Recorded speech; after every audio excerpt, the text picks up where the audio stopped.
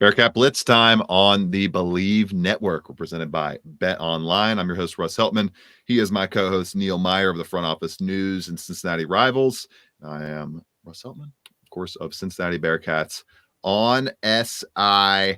We are presented by Bet Online. Great message for you right now from them. They're the world's most trusted betting platform and your number one source for everything football. Bet Online is every stat, every matchup, and even live odds and spreads to bet on during the games. Think you know your stuff? Get in on our $200,000 mega contest. Pick 5 games against the spread every week for your chance at weekly prizes and a share of $200,000. When the game's over, head over to our online casino and get in on a game of blackjack or poker or unwind with one of our over 150 slots games.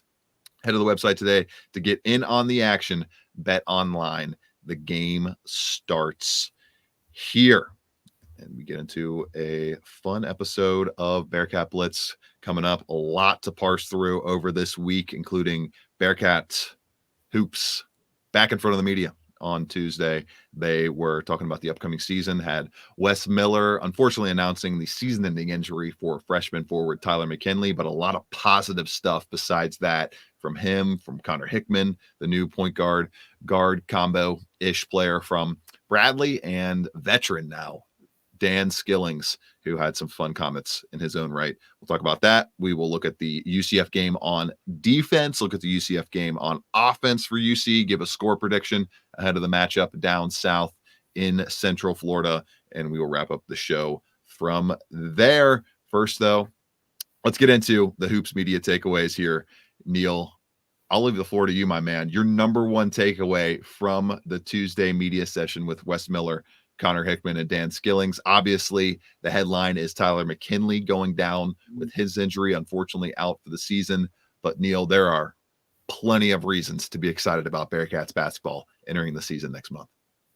Yeah, absolutely. There's, as you mentioned, Russ, plenty to be excited, especially after hearing the 3 press conferences that we heard on Tuesday. Seems like we got a pretty good group of personalities. It should be a fun season covering this group, to say the least. But overall, it's devastating for a guy like Tyler McKinley. Obviously, you hate to see that, especially after hearing and seeing that he had a fantastic summer. He was ahead of where Wes Miller and the staff kind of expected him to be, making that transition from the high school level to the college Division I level, and could have arguably seen a role this season. Obviously, the Cincinnati front court depth only now consists of Aziz Bandaogo and Arrington Page. So overall, Tyler McKinley was poised to see the court sometime this year. So overall, you hate to see that for Tyler McKinley, and you hate to hear that because Tyler's such a great kid, comes from a great family with his brother Alex and his mom and his family. So overall, you hate to see that and hear that news. So we're going to wish our best wishes and prayers to Tyler for a quick recovery, but it's an injury that will sideline him for the whole season,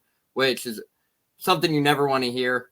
But then you fast forward it to the positive sides, Russ. I mean, obviously, I think the biggest thing that stood out to me, Russ, was from Dan Skillings talking about the togetherness and the culture that Wes Miller has built here in Cincinnati. And he made the interesting comment himself. He said, I bet Aziz Bandaogo, Jizzle James, Simas Lukosius, and even himself were offered money, higher NIL increments to potentially leave Cincinnati, but they wanted to stay here because of the season they not only had last year, but the belief they have in Wes Miller and this coaching staff. And Russ, I think that statement right there says levels and volume to what Wes Miller and this staff is doing here in Cincinnati, because anytime you hear that, you're like, I want to go and win a championship with him. I want to get him to where he'll be able to reach that level of success to take him to the next level. I want to experience that with my coach. It's pretty incredible to hear that coming from a young man in Dan Skillings. And I mean, people don't know the whole recruiting story. For those who've listened to our interview with Dan last season, him and Wes Miller are pretty tight. Safe to say that from the recruiting episode when we broke it down with him. People don't know the relationship they had. Like, Wes Miller was in Philadelphia and up there in New Jersey pretty often to see Dan Skillings throughout the recruiting process. And it's just grown to be a very good relationship. I think everybody knows that from being around the program. And Russ, we can't talk about the positives outside of the backcourt duo or trio now with Connor Hickman there. 40-inch verticals between all of them. And it's interesting to hear Connor Hickman's already catching bodies apparently in practice.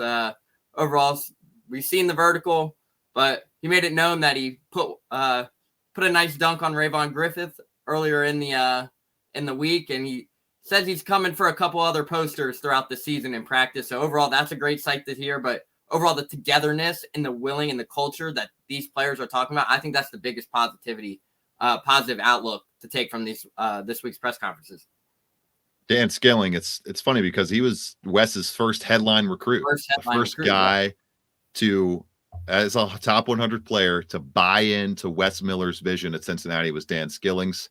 And it was kind of just like a full circle type of media moment for Dan, where it just felt like all the hard work, all the commitment, all the passion was rolled up into that 15 minutes he spent there on the dais. And you could tell he was getting pretty emotional too. Yeah. Like this, Neil, this team is being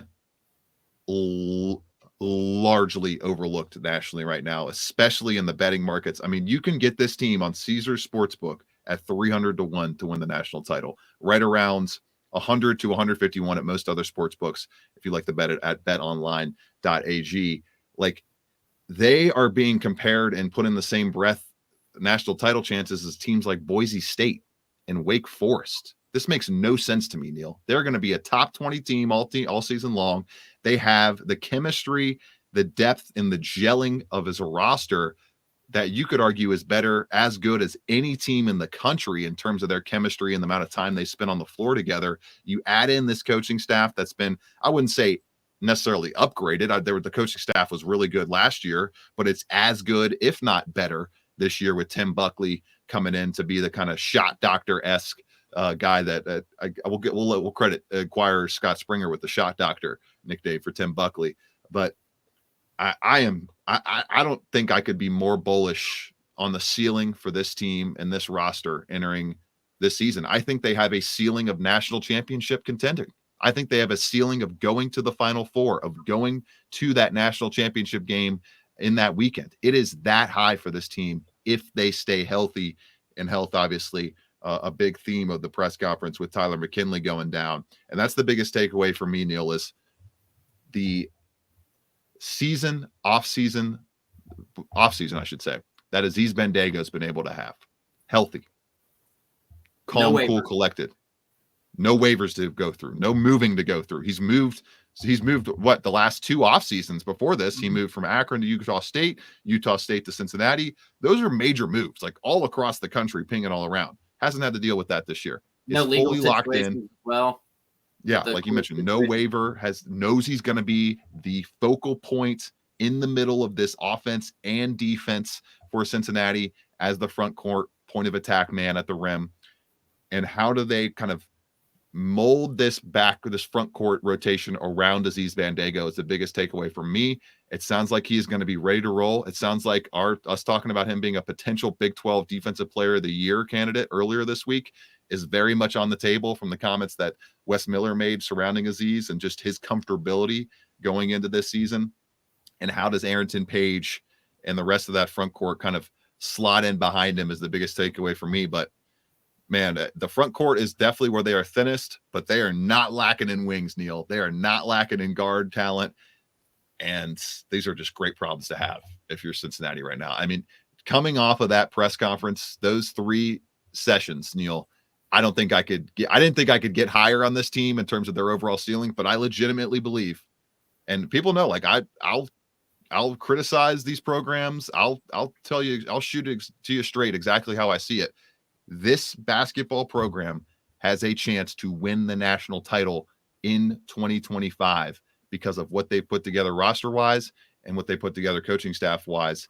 It's about proving it, though, in those big moments that this program has not been in this entire decade. So that's the biggest hoops to jump through and the biggest kind of hurdles to get through. But, man, it's a very exciting time to be a Cincinnati Bearcats basketball reporter, follower, fan, however you want to slice it. It's going to be very, very fun to watch this season. And we got basketball game times that we'll close out the segment with here, Neil, on Wednesday. This is wonderful for me as a guy who has to wake up at 5 a.m., 4:30 a.m. almost every weekday. 0 home games of a 9 p.m. or a 7 or a tip off later than 7 p.m. So we love that. The headline game, Crosstown Shootout, is going to be an afternoon, Saturday afternoon tip-off this year on ESPN Plus. People obviously a little up in arms about that, but I mean, what are you going to do, Neil? Like, this is the day and age we live in. People at these companies, these media companies, want fans to subscribe to their ESPN Plus service. They want fans to subscribe to their premium service, their streaming services. So what do you do when you want people to do that? You put marquee games there. And that's exactly what the Crosstown Shootout is. That's, in my opinion, why they have that game on ESPN Plus as opposed to an ESPN or an ESPN2 normal proper channel set up there. But overall, Neil, just real quick, your thoughts on the schedule, game times, and all that stuff. The excitement, man, it's never been higher in my time covering the Bearcats. And you could argue it's the highest excitement for this program of the entire century. I think they have a ceiling that's higher than any team they've rolled out there so far in the 2000s and beyond.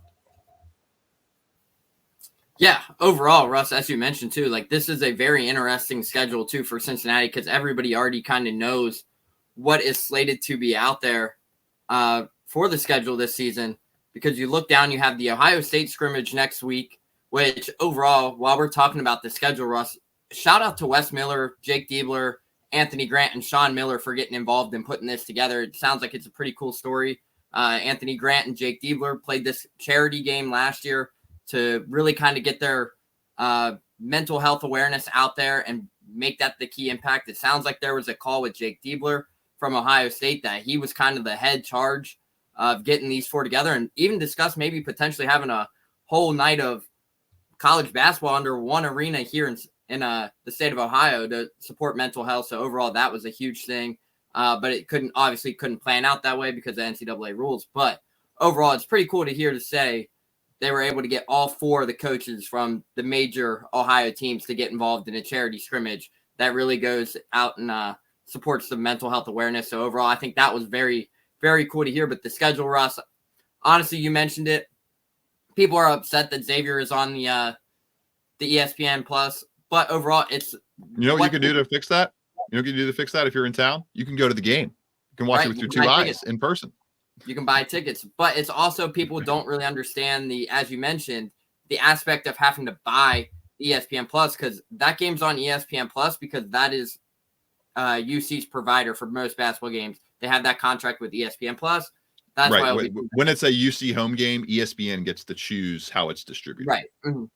Yes, correct. But overall, Russ, on top of that too, no home games at 9 p.m. I do love that. Obviously, you and I both have spent. You would like to get a big Monday at home. That would be nice, but that would have been nice. But for my sleep schedule, I'm much rather not have a big Monday. Right. You have no home tip-offs after 7 p.m., which is huge. The only one that you're really looking down on the schedule where it's like, oh, it's a late night tip-off, obviously the Utah and the BYU. But Russ, let's be honest, it's kind of smart that the schedule came out and Cincinnati has both of those key marquee matchups, which relentlessly might be top matchups there come January, but they get to spend a whole week in Utah. I think that's going to be huge, especially there. You get to be used to the atmosphere. You get a whole week to build up to that. I think that's going to be a great thing on the schedule. But Russ, no 9 p.m. tip-offs. I love that. Kansas being on Saturday, January 11th at 2 p.m. I like that. Being on the Saturday, Arizona State at 2:30 on a Saturday. So overall, there's a lot of positive things to take about when you look at the schedule. But for those complaining that most of the bigger games are on ESPN Plus, you look down at every school in the Big 12, they have at least 5 or 6 of their big conference games on ESPN Plus. There's not much more you can do about it, unfortunately. Right.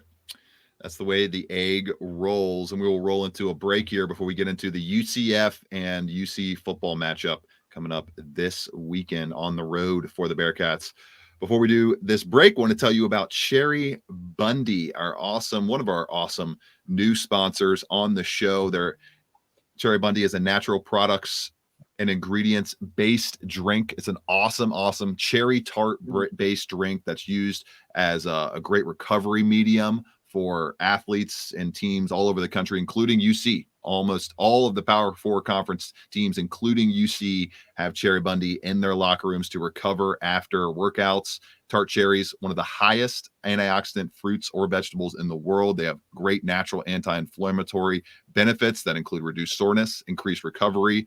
There's natural occurring melatonin for improving your sleep, and it helps support immunity when you drink cherry Bundy. Available at retailers all over the nation, including Publix and Kroger. You can also order their products at Amazon or cherrybundi.com. That's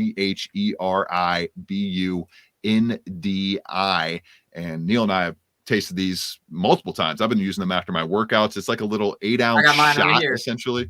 Yeah, Neil's flashing one right there. It's like a little 8-ounce shot bottle, essentially. You can take a 4-ounce dose, which is a half dose, or the full dose. I like drinking just the whole thing, gulping it down after a workout. Right. It's not like when you think of tart cherry, it doesn't necessarily taste like as tart or puckery as you might think. It's got a nice sweet aftertaste to it. Mm-hmm. And it's like you can taste the antioxidants. You can taste how healthy and how good it's going to make you feel after your workout. So pick up some cherry Bundy today at cherrybundi.com. That's CHRIBUNDI.com. Or you can get them at Amazon or retailers like Publix and Kroger. Be like the Cincinnati Bearcats football team. Recover with cherry Bundy and work it into your workout routine. Taking a quick break here on Bearcat Blitz.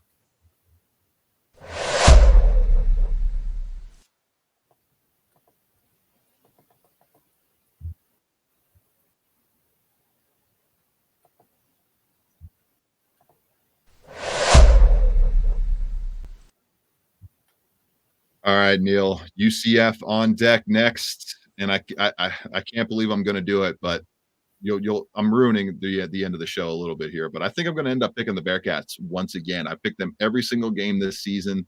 They are two possessions, Neil, from being a 5-0 team, a top 12 standings right now. They have lost their 2 games by a combined 4 or 5 points this season. The teams that they've lost to are a combined 10-1 overall in Pittsburgh and Texas Tech. So far, down to down, play to play, quarter to quarter, UC has been, I think, exceeding expectations so far this season, but they likely need to get a win to kind of continue exceeding those expectations and stay above that 500 Mendoza line that we set before the campaign. They're trying to avoid their first losing streak of the year and get back to 6-5 all time against UCF, get back above 500 against UCF all time. And this is one of the best offenses in the country, Neil, with one of the best rushing attacks in the country going up against this defense that we will preview right now. 4th in rushing offense is KJ Jefferson, RJ Harvey, Penny Boone and company out of that backfield for UCF.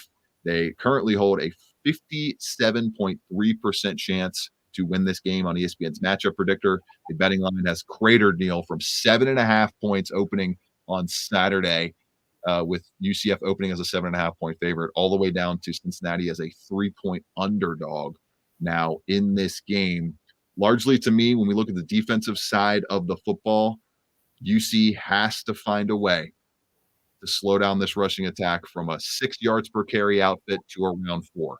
If they can figure out a way with Dante Corleone and company, including some better tackling this week, which that's what stood out to me the most when I went back and watched the Texas Tech game on Monday. 15 missed tackles from this defense. That has to get cleaned up. And if they clean it up enough, I think they're going to have more than enough firepower on the other side. We'll touch on that in the next segment to get the win. But this team is daunting rushing the football. Number 1 nationally, Neil, in rushing success rate this season, according to College Football Insiders, 29th in EPA per rush. They've only thrown it 118 times total. That ranks 122nd nationally. They know who they are. They want to run the rock, and they'll run it with just about everybody. Jefferson has 61 of those carries at the quarterback spot. And then you have guys like RJ Harvey, 6.6 yards per carry, 9 touchdowns this year, and Penny Boone, 6.1 yards per carry, 2 touchdowns this season, ready to go up against a UC defense, Neil, that is ranked 111th out of 34 teams in rushing success rate allowed and 109th in yards per carry allowed. Defensively, it's that rushing attack. If they can slow it down, not necessarily stifle it or shut it down. That's not going to happen, but slow it down enough to force KJ Jefferson to be a passer in this game and test that 7-4 touchdown to interception ratio and 99th overall ranking in ESPN's QBR metric.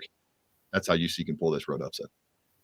Yeah, absolutely. Obviously, you mentioned the high-powered rushing offense, Russ. I mean, it's everybody knew entering the season that UCF was going to have arguably one of the best running back rooms within all of college football. After landing Penny Boone, you get RJ Harvey to return. They bring in former Bearcat Miles Montgomery, who will not be playing in this contest due to injury.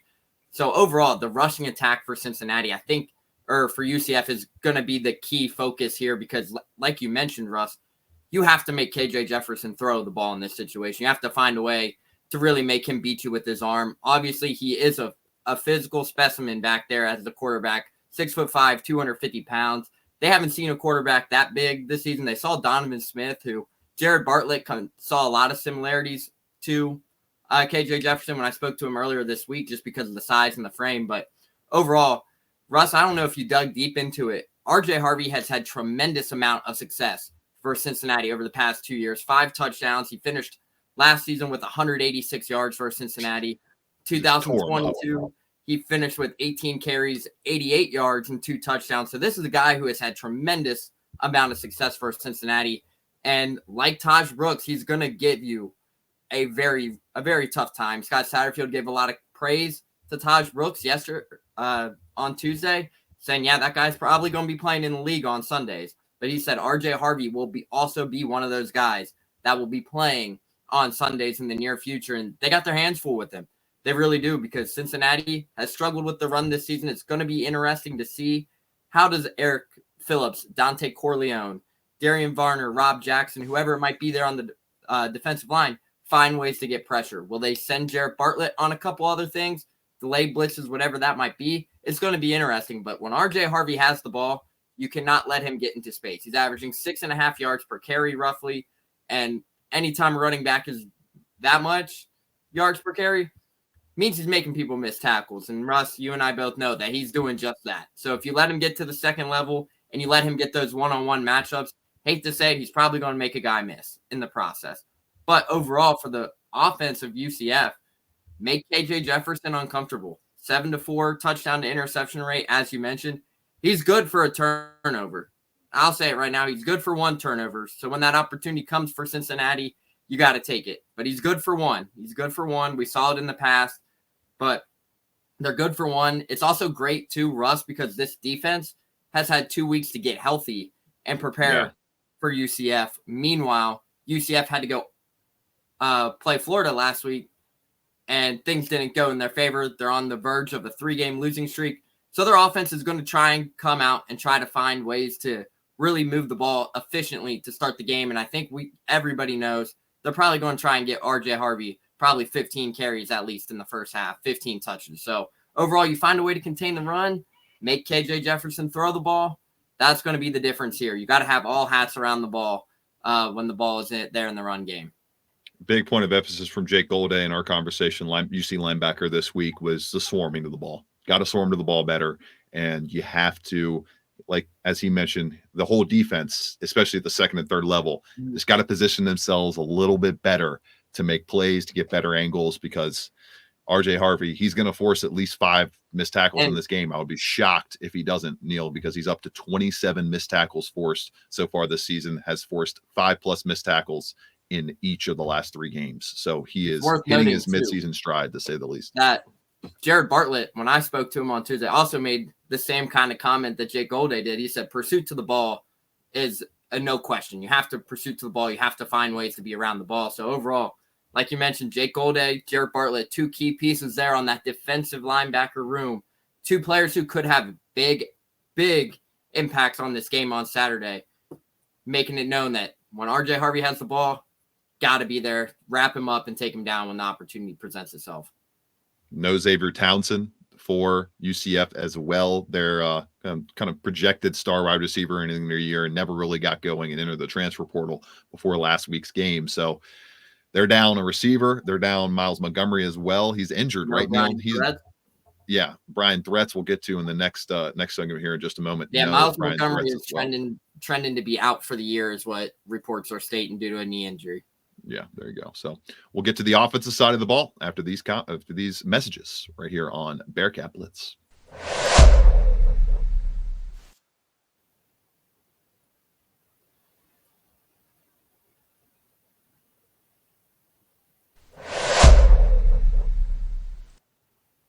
Offensive preview of Saturday's 3:30 kickoff on ESPN2 against UCF. Defensively, key to the game for me was force KJ Jefferson to throw, and offensively, it's kind of the opposite for Cincinnati. Keep Sorsby cooking. Keep Brendan Sorsby playing at this level. They can protect him. I don't see why he can't shred this UCF passing defense. 14th nationally, Sorsby is in ESPN's QBR metric. He leads all Big 12 passers in passer rating at 165.6, completing 66.3% of his passes while pushing the ball downfield consistently.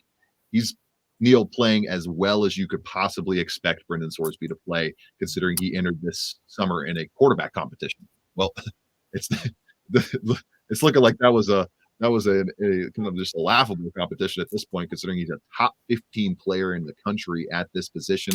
Read the ball around very well against Texas Tech. That was arguably his best game, despite throwing the pick six. It's just real quick, of course, the lone major mistake that Brendan Sorsby's made this entire season, Neil, is a backbreaking play that ultimately flipped a win to a loss in the grand scheme of things. Just I'm not going to put that at the feet of Brendan Sorsby overall. The loss itself, he did so much in that game to get them to 41 points overall, but it just feels like the way Cincinnati professional and college football is going this year, with the Cincinnati Bengals kind of having a similar elite quarterback play and bad defense to match with a kind of similar type of thing happening in the Bearcats land.